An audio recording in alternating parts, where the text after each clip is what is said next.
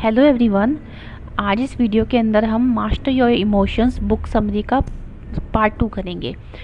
Last video के अंदर हमने पार्ट 1 किया था जिसमें हमने स्टार्टिंग के 3 चैप्टर्स कवर किए थे एंड आज इस वीडियो के अंदर हम नेक्स्ट 4 to 10 चैप्टर्स कवर करेंगे। सो फ्रेंड्स, 4th चैप्टर जो है वो है impact of sleep on your mood. तो यहाँ पे इस चैप्टर में बताया गया है कैसे ना जो स्लीप डेप्रीवेशन होता है वो हमारे मूड को इफ़ेक्ट करता है। इस चैप्टर में बताया गया है कि कैसे जब हम कम सोते हैं तो हमारे इमोशंस पे कैसे इफ़ेक्ट पड़ता है, इसका क्या इम्पैक्ट पड़ता है हमारे इमोशंस के ऊपर, हमारे मूड स्विंग्स कैसे होते हैं। तो यहाँ पे ऑथर बताते हैं कि जब हम कम सोते हैं या फिर हम 6 आवर से कम की नींद लेते हैं तो इसका इफ़ेक्ट हमारे मूड के ऊपर पड़ता है। हम ना पूरे दिन इरिटेटेड रहते हैं और हम खुश नहीं रहते, हम छोटी छोटी बातों पे फ्रस्ट्रेट होते हैं, इरिटेट होते हैं। इससे जब हम बार बार इरिटेशन की फीलिंग में रहते हैं, हम फ्रस्ट्रेशन की फीलिंग में रहते हैं तो इससे ना हमारे नेगेटिव इमोशंस क्रिएट होते हैं। तो और जब हमारे अंदर नेगेटिव इमोशंस क्रिएट होते हैं तो इसका ना एक पैटर्न बनता है हमारी ब्रेन के अंदर। सो होते कहते हैं कि हमें दिन की ना कम से कम 6 आवर्स की नींद लेनी चाहिए। तो इस चैप्टर के अंदर ऐसे 5 वेज बताए गए हैं, ऐसे 5 तरीके बताए गए हैं जिससे हम अपनी नींद की क्वालिटी को इम्प्रूव कर सकते हैं। सो फर्स्ट पॉइंट है कि अगर हम चाहते हैं कि हमारी रात को में अच्छी नींद आए तो उसके लिए ज़रूरी होता है कि रूम की ना लाइट बंद हो, पिच ब्लैक हो। जब हम सोएं उस रूम के अंदर बिल्कुल अंधेरा होना चाहिए, क्योंकि जब अंधेरा होता है तो ब्रेन को सिग्नल जाता है कि हमें सोना है और नींद ना गहरी होती है अंधेरे में। तो ये ज़रूरी होता है कि हमारा जो रूम है उसकी लाइट ऑफ हो, बिल्कुल अंधेरा हो। दूसरा पॉइंट ये बताया कि इलेक्ट्रॉनिक डिवाइसेस हमें यूज़ नहीं करने चाहिए। जब हम सो रहे हों तो मतलब फ़ोन जो है वो साइलेंट में हो या स्विच ऑफ हो या फिर एरोप्लेन मोड में हो, हम अपना नेट ऑन करके ना सोएं। तो ये भी एक बहुत ज़रूरी पॉइंट है कि अगर हम अच्छी नींद चाहते हैं, क्वालिटी स्लीप चाहते हैं तो हम अपने इलेक्ट्रॉनिक डिवाइसेस को बंद करें। तीसरा पॉइंट होता है कि रिलैक्स योर माइंड, कि सोने से पहले ना हमें अपने माइंड को रिलैक्स करना चाहिए। तो इसके लिए ये भी कर सकते हैं कि हम सोने से पहले 1 घंटे 2 घंटे पहले हम कोई बुक पढ़ते हुए सोएं या फिर बुक पढ़ते पढ़ते ही सो जाएं। या फिर कुछ लोग होते हैं जो पढ़ते पढ़ते नहीं सो सकते तो 1 घंटे 2 घंटे पहले किसी मतलब कि अपने डिवाइसेस को बंद कर दें, इलेक्ट्रॉनिक डिवाइसेस को, फ़ोन वगैरह बंद करके रख दें और कोई ना आधा घंटे कोई बुक को पढ़े। इससे क्या है, माइंड रिलैक्स होता है। या फिर कुछ लोग मेडिटेशन भी करते हैं सोने से पहले, तो वो भी एक अच्छी हैबिट है। तो यहाँ पे ना इस चैप्टर में बताया गया है कि अपने माइंड को रिलैक्स करने के लिए हम ना कोई बुक वगैरह पढ़ें या कोई मेडिटेशन करें, अपने माइंड को रिलैक्स करके फिर सोएं। मतलब अगर हमारे अंदर कोई सी चीज़ को लेके पूरे दिन में कोई सिचुएशन हुई है, कुछ गलत हुआ है, तो हमें उस थॉट के साथ नहीं सोना चाहिए, हमें उस थॉट को रिजॉल्व करके सोना चाहिए। नेक्स्ट पॉइंट है कि हमें ना सोने से पहले ना बहुत ज़्यादा पानी नहीं पीना चाहिए, हमें अवॉइड करना चाहिए ड्रिंकिंग टू मच वाटर। क्योंकि जब हम बार बार पानी पीते हैं तो हमें वॉशरूम जाना पड़ता है और रात को जब हम वॉशरूम के लिए उठते हैं तो उससे भी हमारी नींद के ऊपर इफेक्ट पड़ता है। तो यहाँ पे इस बुक में बताया गया है कि हमें सोने से पहले ना बहुत ज़्यादा पानी नहीं पीना चाहिए ताकि हमारी नींद के अंदर कोई हर्डल ना आए। 5th पॉइंट ये बताया गया है कि हमारा एक इवनिंग रिचुअल होना चाहिए। अब रिचुअल का मतलब ये है कि सोने का ना टाइम एक फ़िक्स होना चाहिए, कि हम ना एक फ़िक्स टाइम पर सोएं। इससे क्या होता है कि हमारे ब्रेन को सिग्नल जाता है, हमारे ब्रेन को हैबिट पड़ती है कि हमें ना इस टाइम पे सोना है और फिर उसी टाइम पे ना ब्रेन अपने आप सोने की हैबिट में आ जाता है।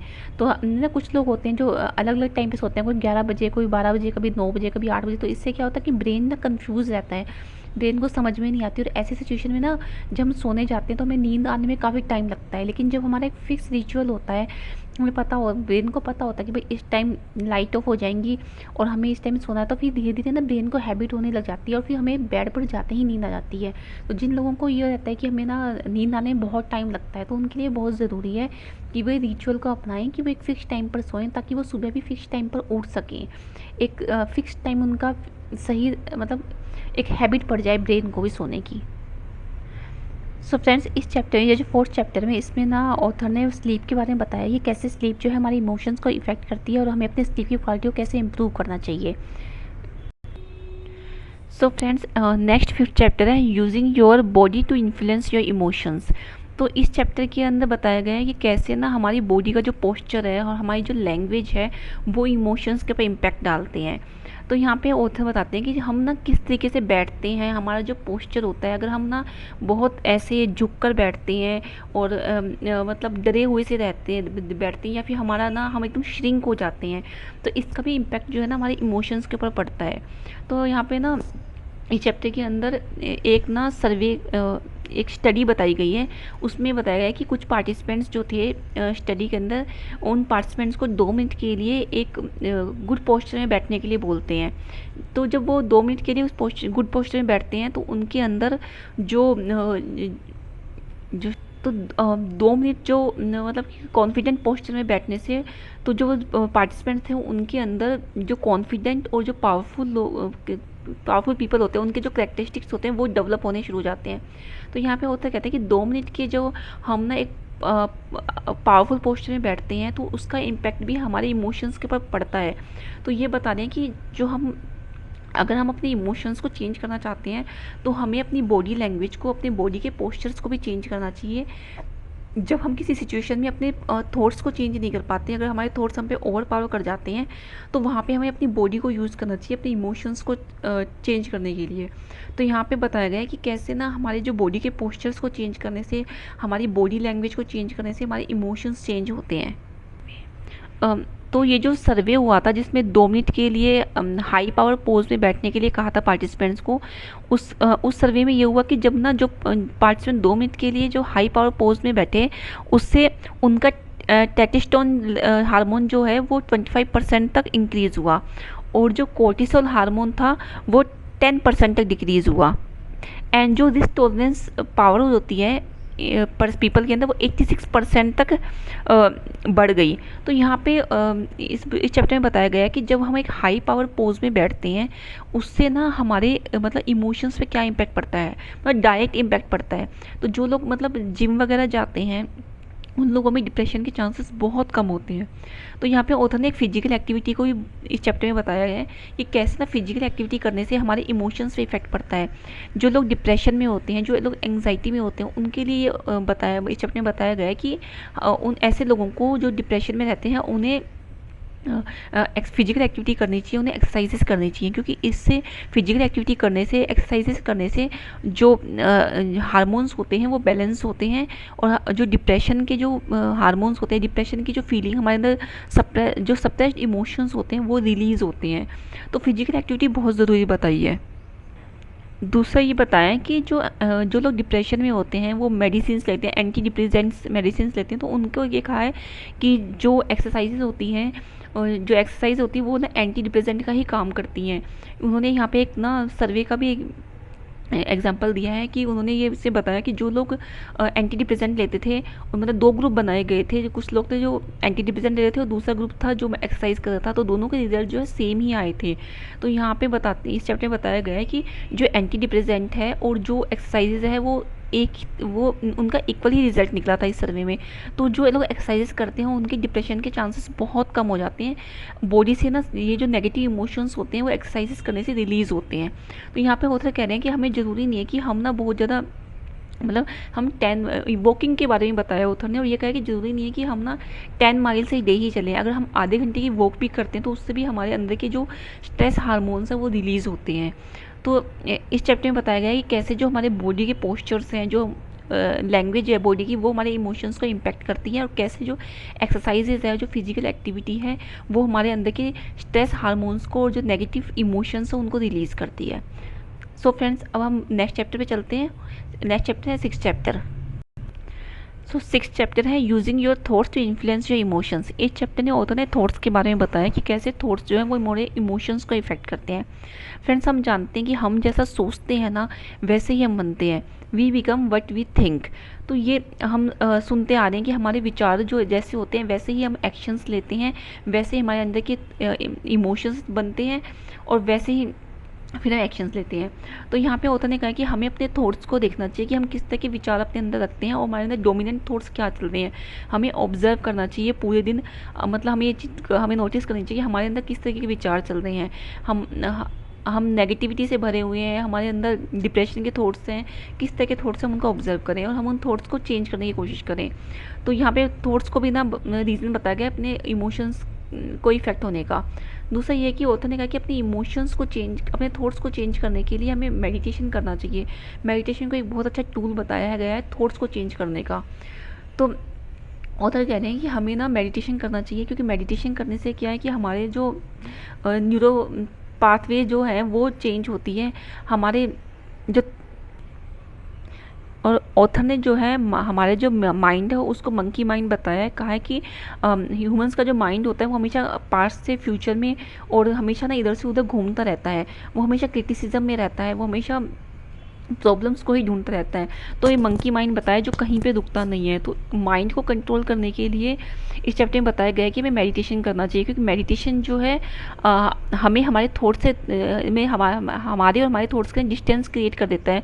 हम थॉट्स को दूर से देख पाते हैं, और ना मेडिटेशन करने से अवेयरनेस इंक्रीज़ होती है। हम अंडरस्टैंड कर पाते हैं कि लाइफ में कोई सिचुएशन हमारे साथ हो रही है तो वो क्यों हो पा रही है, और वो अंडरस्टैंडिंग जो होती है वो ईजिली आती है मेडिटेशन करने से। तो इसके अंदर इस चैप्टर में ऑथर ने हमें मेडिटेशन की इंपॉर्टेंस के बारे में बताया है, और बताया गया है कि कैसे ना हमारे थॉट्स जो हैं वो हमारे इमोशंस को इफेक्ट करते हैं, और अपने थॉट्स को कंट्रोल करने के लिए हमें मेडिटेशन करना चाहिए।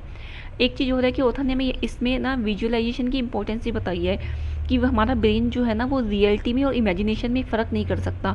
तो जब हम इमेजिनेशन करते हैं, हम विजुअलाइजेशन करते हैं, तो हम हमारे अंदर जो नेगेटिव थॉट्स हैं उनको हम चेंज कर सकते हैं विजुअलाइजेशन से। हम जिस इस टाइम प्रेजेंट सिचुएशन में होते हैं, हम अपने आप को ना बेटर सिचुएशन में जब विजुअलाइज करते हैं तो हम ना बेटर फील करते हैं। तो विजुअलाइजेशन और मेडिटेशन का एक बहुत अच्छा टूल बताया गया है थॉट्स को ऑल्टर करने का। सो फ्रेंड्स, अब हम बात करते हैं नेक्स्ट चैप्टर की। नेक्स्ट चैप्टर 7 चैप्टर, जिसमें बताया गया है कि using your words to influence your emotions. तो इसमें बताया गया है कि कैसे हमारे वर्ड्स जो है हमारे इमोशंस को इफ़ेक्ट करते हैं। तो हमारे वर्ड्स का इफ़ेक्ट हमारे बिहेवियर पे और हमारे थॉट्स के ऊपर पड़ता है। ये हम जैसा बोलते हैं वैसे ही हमारे थॉट्स होते हैं और वैसे ही हमारे बिहेवियर होता है। तो हमारे जो थॉट्स हैं, वर्ड्स हैं एंड बिहेवियर जो है वो इंटरकनेक्टेड होता है। सो इस चैप्टर में बताया गया है कि जिस तरह के हम वर्ड्स यूज़ करते हैं ना, वैसे ही हमारे इमोशंस क्रिएट होते हैं, वैसे ही हम एक्शंस लेते हैं। तो जैसे कि हम यूज़ करते हैं I wish, I will, I hope, I try, if everything is okay, I wish. तो इस तरह के जो वर्ड्स हम यूज़ करते हैं ना, ये लो कॉन्फिडेंस वर्ड्स होते हैं, जहाँ हम कहते हैं कि हाँ देखेंगे, हो जाएगा, मैं कोशिश करूँगी, मैं ट्राई करूँगी। तो इस तरह के वर्ड्स में जो है कॉन्फिडेंस लेवल हमारा लो दिखाई देता है। इसमें ये अफर्म नहीं होते हैं, ये इनमें कोई सर्टेनिटी नहीं होती है। तो इस तरह के जो हम वर्ड्स यूज़ करते हैं तो हमारे ब्रेन को सिग्नल जाता है कि ये चीज़ इंपॉर्टेंट नहीं है। जब हम किसी चीज़ को सर्टेनिटी के साथ बोलते हैं तो ब्रेन को लगता है कि हाँ ये चीज़ इंपॉर्टेंट है। तो हमें ना इस तरह के वर्ड्स को यूज़ करना ना अवॉइड करना चाहिए कि मैं कोशिश करूँगी, मैं देखूँगी, तुमने आई विल ट्राई, होगा कि नहीं होगा, या फिर कोई पूछता आप कैसे हो तो हम कहते हैं ठीक ही हैं। तो हम किस तरीके से जो वर्ड्स यूज़ करते हैं तो उससे भी हमारे इमोशंस क्रिएट होते हैं। इनकी जगह अगर हम ना कोई ऐसे वर्ड्स यूज़ करते हैं आई विल, एब्सोल्युटली, सर्टेनली, या फिर sure, of course, obviously, no problem, without any doubt, तो मतलब इस तरह के जो वर्ड्स यूज़ करते हैं ना, इससे हमें कॉन्फिडेंस नज़र आता है और इससे हमारे ब्रेन को सिग्नल जाता है कि हाँ ये चीज़ इंपॉर्टेंट है। तो इस चैप्टर में ये बताया गया है कि हमारे वर्ड्स ना कैसे हमारे इमोशंस को इफेक्ट करते हैं और कैसे हमें अपने वर्ड्स को ना सही तरीके से चूज़ करना चाहिए। अगर हमारे लिए कोई चीज़ बहुत इंपॉर्टेंट है और वो चीज़ को हम कर नहीं रहे हैं, हम उस चीज़ को बार बार अवॉइड कर रहे हैं, तो हमें लग रहा है कि हम लेजीनेस में हैं। तो इस चीज़ को हमें ये भी देखना चाहिए कि हम किस तरह के वर्ड्स यूज़ करें उस वर्क को लेके। क्या हमने अपने ब्रेन को बताया है कि वो वर्क हमारे लिए इम्पोर्टेंट है? अगर हम अपने ब्रेन को समझाते हैं कि ये काम इम्पोर्टेंट है तो वो करेगा, लेकिन हमने इस तरह के वर्ड्स यूज़ कर रहे हैं कि अगर ये काम नहीं भी हुआ तो चल जाएगा, तो फिर ब्रेन हमारा वो काम करने के लिए हमें नहीं मतलब मोटिवेट करेगा। तो ये भी ज़रूरी होता है कि हम किस तरह के वर्ड्स यूज़ कर रहे हैं। एंड इस चैप्टर में ऑथर ने ना पॉजिटिव अफर्मेशंस के बारे में बताया है कि हमें ना पॉजिटिव अफर्मेशंस को यूज़ करना चाहिए। मतलब हम कुछ अफर्मेशंस क्या होती हैं और कुछ सेंटेंसेस जिसको हम बार बार रिपीट करते हैं। जैसे हमें लग रहा है कि हम लो कॉन्फिडेंट है, हमें लग रहा है कि हमारे अंदर कॉन्फिडेंस की कमी है, तो वहाँ पे हम ना यूज़ करें कि आई एम कॉन्फिडेंट। हम प्रेजेंट टेंस में सेंटेंस को बनाते हैं और फिर उसको हम रिपीट करते हैं और तब तक रिपीट करते हैं जब तक हमारा सबकॉन्शियस माइंड उस सेंटेंस से को अपने अंदर एब्जॉर्ब नहीं कर लेता और वो फीलिंग हमें अंदर से नहीं आनी शुरू हो जाती कि मैं कॉन्फिडेंट हूँ या फिर आई एम पावरफुल या आई एम स्ट्रॉन्ग। जिस जो भी हमें अपने अंदर जो भी वीकनेस नज़र आती है हम उसका अपोजिट सेंटेंस बनाते हैं पॉजिटिव वे में और उसको हम बार बार रिपीट करते हैं, तब तक रिपीट करते हैं जब तक वो हमारे सबकॉन्शियस में मतलब हमारे सबकॉन्शियस उस चीज़ को रियलिटी नहीं मान लेता। तो इसमें ना पॉजिटिव अफर्मेशंस के बारे में बताया कि कैसे पॉजिटिव अफर्मेशंस और वर्ड्स हमारे इमोशंस को इफेक्ट करते हैं। सो नेक्स्ट चैप्टर है 8th चैप्टर, ये how your breathing affects your emotions. तो फ्रेंड्स इसमें इस चैप्टर में बताया गया है कि कैसे हमारे जो हम जिस तरह से ब्रेथ लेते हैं, जिस तरह से हम सांसें लेते हैं, उससे हमारे इमोशंस पे क्या इफेक्ट पड़ता है। एंड फ्रेंड्स सच में हमारी जो ब्रेथ लेने का तरीका है ना उससे भी हमारे इमोशंस क्रिएट होते हैं और उसका भी इम्पैक्ट हमारे इमोशंस से पड़ता है। जैसे कि हम बिना खाए बिना सोए रह सकते हैं लेकिन हम बिना ब्रेथ के नहीं रह सकते। तो जो लोग बहुत फास्ट ब्रेथ लेते हैं, बहुत फास्ट सांसें लेते हैं, उससे वो मतलब उससे भी हमारे इमोशंस पे इफेक्ट पड़ता है। मेन चीज़ ये है कि जो लोग बहुत नेगेटिव होते हैं, जो जिनके अंदर बहुत डिप्रेशन होता है, एंग्जाइटी होती है, उनकी ब्रेथ बहुत फास्ट होती है। अब जैसे कि आपने एक एग्जांपल सुना होगा कि डॉग्स होते हैं वो बहुत फास्ट ब्रेथ लेते हैं तो उनकी लाइफ बहुत कम होती है। ऐसे ही जो टोर्टोइज होता है, कछुआ होता है, वो ब्रेथ बहुत स्लो लेता है तो उसकी लाइफ बहुत लॉन्ग होती है, वो 100 ईयर्स तक भी जीते हैं। तो जो जिनकी स्लो ब्रेथ होती है ना, जो धीरे धीरे सांसें लेती हैं, स्लो ब्रेथिंग होती है, तो उनका थॉट पैटर्न भी धीरे होता है, उनके थॉट्स भी धीरे चलते हैं, उनकी थॉट्स की स्पीड भी धीरे होती है और उनकी लाइफ भी लॉन्ग होती है। तो ये इस बुक में बहुत अच्छे से बताया गया है कि कैसे ना हमारी ब्रेथ का जो मतलब 1 मिनट के अंदर हम कितनी ब्रेथ ले रहे हैं उसका इफेक्ट भी हमारे इमोशन से पड़ता है। तो इसमें ना बताया गया है कि अगर हम 1 मिनट के अंदर 1 मिनट में 8 बार ब्रेथ लेते हैं तो इससे क्या होता है कि हमारा जो स्ट्रेस है वो कम होता है और हमारी अवेयरनेस बढ़ती है। ऐसे ही अगर हम 1 मिनट के अंदर 4 टाइम्स ब्रेथ लेते हैं तो इससे क्या होता है कि हमारी अवेयरनेस और ज़्यादा बढ़ती है, अवेयरनेस की इंटेंसिटी है वो और ज़्यादा इंक्रीज़ होती है, हमें ना विजुअल क्लैरिटी मिलती है, अंदर से हमें क्लैरिटी आती है कि हमें क्या करना चाहिए और क्या नहीं करना चाहिए। और तीसरा ये होता है कि हमारी जो बॉडी की ना सेंसिटिविटी है ना वो बहुत ज़्यादा बढ़ जाती है। जब हम 1 मिनट में 4 बार सांसें लेते हैं तो हमारी मतलब हम बहुत ज़्यादा सेंसिटिव होते हैं, कोई भी चीज़ जो चल रही होती है उसको हम बहुत जल्दी अवेयर हो जाते हैं।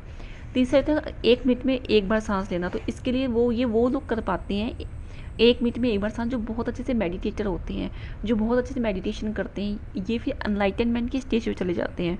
तो ये एक बहुत प्रैक्टिस के बाद आता है 1 मिनट में 1 बार ब्रेथ लेना। लेकिन ज़रूरी होता है कि हम स्टार्टिंग में कोशिश करें कि मतलब कि ऐसा नहीं कि हम ब्रेथ को काउंट करने बैठ जाएं। मेन चीज़ ये होता है कि हम अपने माइंड को रिलैक्स करें। जब हमारा माइंड रिलैक्स होगा ना तो अपने आप ब्रेथ छोटी होनी शुरू हो जाती है। तो मेन चीज़ ये है कि हमारे अंदर जो क्योस चल रहा है हम उसको समझें, हम उसको देखें, हम उसको ऑब्जर्व करें और उसको क्लियर करें, उसका क्लोजर करें, अपने अंदर के फियर्स पे काम करें। क्योंकि जब फियर्स हमारे कम होंगे तो ब्रेथ का साइकिल अपने आप छोटा होता जाएगा। जब बहुत डर होता है, डिप्रेशन होता है, एंग्जाइटी होती है, तब ब्रेथ बहुत फास्ट होती है।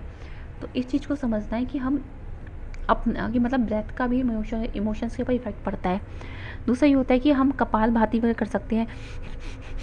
जब ऐसे ब्रेथ लेते हैं तो इससे भी ना हमारे अंदर की जो नेगेटिव जो स्ट्रेस हार्मोन्स है और जो नेगेटिव इमोशंस स्टोर हो रखे हैं वो रिलीज़ होते हैं।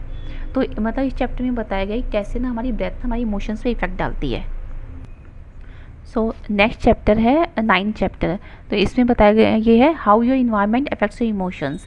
तो इसमें बताया गया है कैसे ना हमारा जो इन्वायरमेंट है वो हमारी इमोशंस पे इफेक्ट डालता है। तो फ्रेंड्स हम ना किस तरह के लोगों के साथ हैंग आउट करते हैं, हम कैसी सोसाइटी में रहते हैं, हम किन लोगों के साथ रह रहे हैं, हम किस तरह खाना खाते हैं, हम किन लोगों के साथ बैठते हैं, हमारी स्कूलिंग कैसे हुई, हमारे पेरेंट्स कैसे, हमारी अपब्रिंगिंग कैसे हुई, इन सब का इफ़ेक्ट हमारे इमोशंस के ऊपर पड़ता है। ये सब कुछ हमारे इन्वायरमेंट में आता है।